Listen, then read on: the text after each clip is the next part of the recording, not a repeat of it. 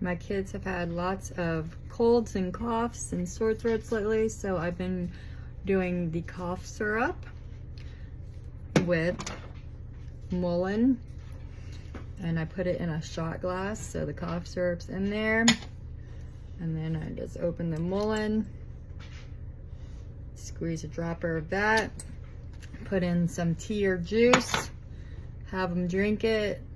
Super helpful and natural healing.